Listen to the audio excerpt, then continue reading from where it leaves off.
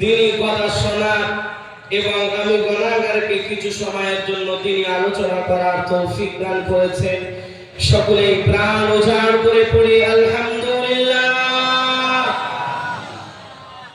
এই আলহামদুলিল্লাহ আওয়াজ যেন আল্লাহর কাছে পৌঁছে যায়, আমরা যেন এমন ভাবে পড়ি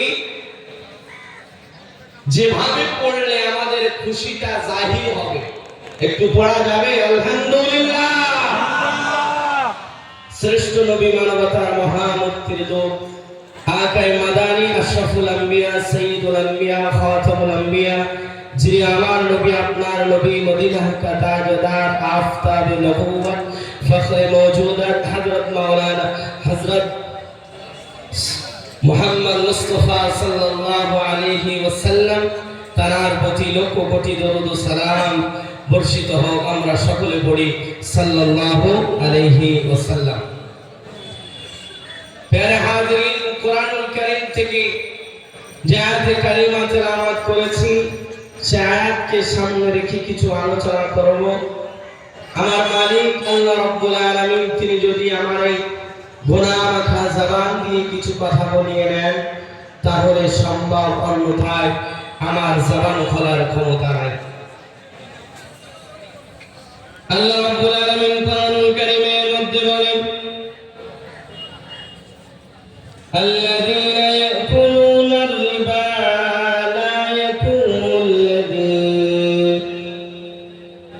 يقومون إلا كما يقوم الذي يتخبطه الشيطان من المس।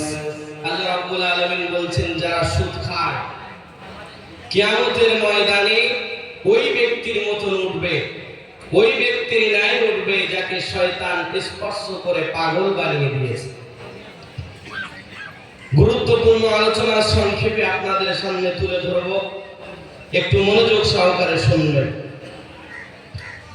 আল্লাহ রাব্বুল আলামিন বলেন, যালিকা বিআন্নাহুম, এর কারণ কেন তারা এইভাবে উঠবে কেন, এর কারণ কি? ক্বালু ইন্নামাল বাইউ মিসলুর রিবা, তারা বলে ব্যবসা সুদের ন্যায়। এখন অনেকেই বার হয়েছে, ইন্টারনেটে দেখা যায় বলছে ব্যাংকে রাখার পরে যে ইন্টারেস্ট যেটা হয় ওটা সুদ নয়। নাউযুবিল্লাহ পড়বেন না। এই সমস্ত ব্যক্তি থেকে আমরা দূরে থাকব। আল্লাহ রাব্বুল আলামিন পরিষ্কার বলছেন যে এদের এই অবস্থায় করার উদ্দেশ্য কারণ হলো এরা বলতো ব্যবসা সুদের ন্যায়, অথচ আল্লাহ রাব্বুল আলামিন বলেন ওয়া আহাল্লাল্লাহুল বাইআ ওয়া হারামার রিবা। আল্লাহ রাব্বুল আলামিন বলেছেন আমি ব্যবসাকে হালাল করেছি আর সুদকে হারাম করেছি। ঠিক না বেঠিক? আমি বলবো সুদ, আপনারা বলবেন হারাম, ঠিক আছে ইনশাআল্লাহ। ব্যবসা আমি বলবো, আপনারা বলবেন হালাল, ঠিক আছে। সুদ হারাম, জোরে বলুন সুদ ব্যবসা কে করেছে? এটা মানব তো ইনশাআল্লাহ। সুদ থেকে দূরে থাকার চেষ্টা করব।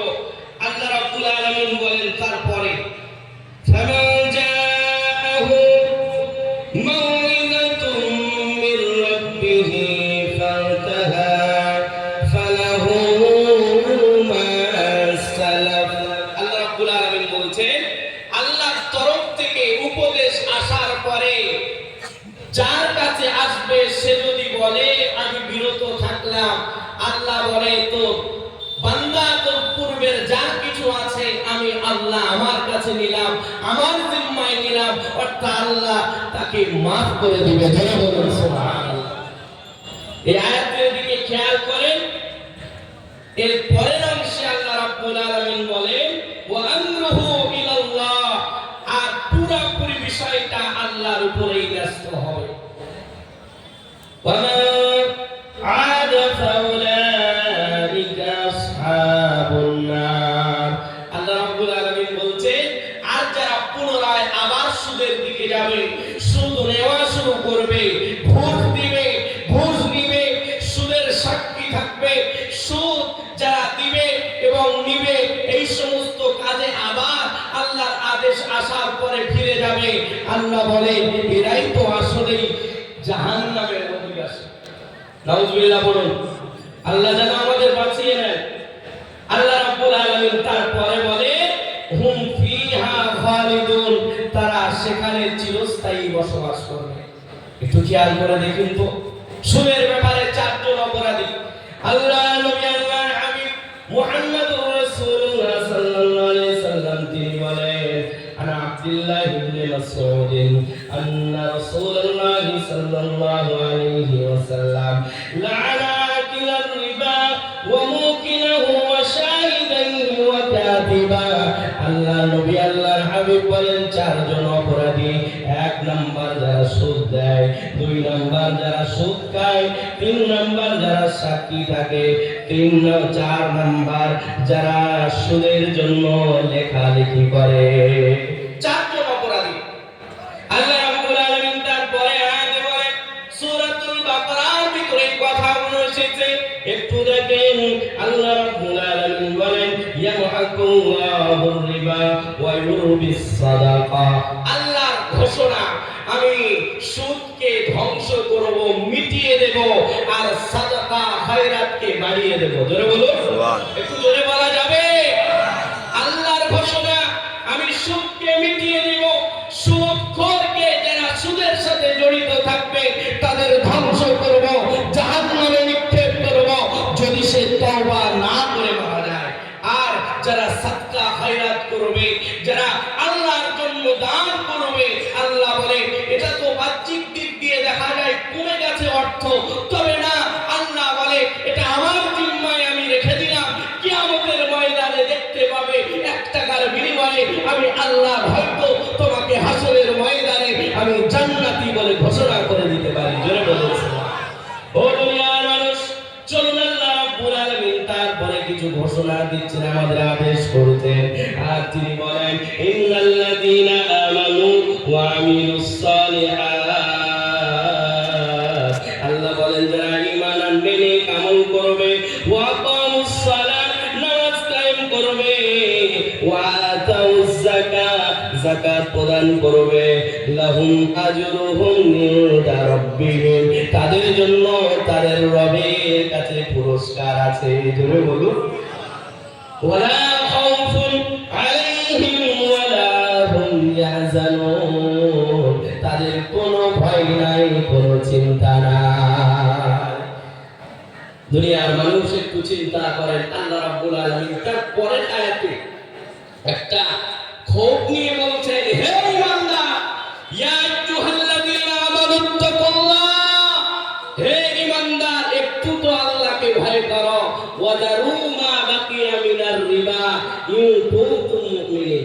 হে ঈমানদার তোমরা আল্লাহকে ভয় করো এবং সুদের অবশিষ্ট যা কিছু আছে ছেড়ে দাও যদি তোমরা মুমিন বলে দাবি করো। আমরা মুমিন হ্যাঁ না না? কথা বলেন, আমরা মুমিন তো নাকি?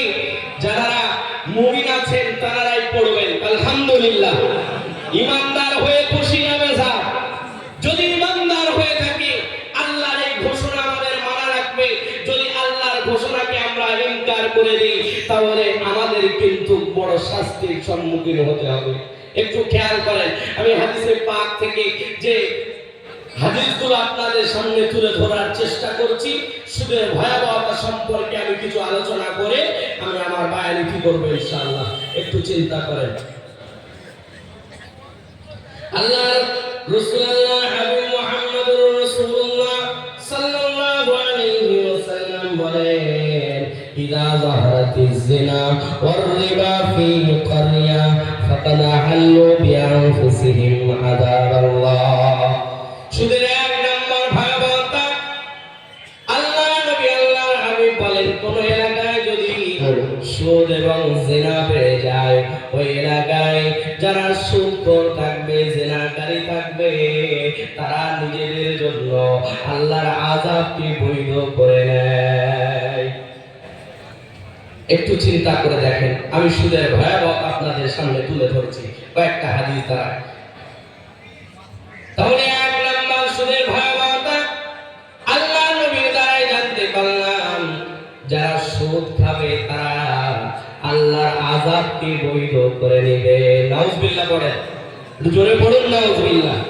আল্লাহ নবী আল্লাহর হাবিব মুহাম্মাদুর রাসূলুল্লাহ সাল্লাল্লাহু আলাইহি ওয়াসাল্লাম আর হাদিসের মধ্যে বলেন আর রিবা 70 হুবা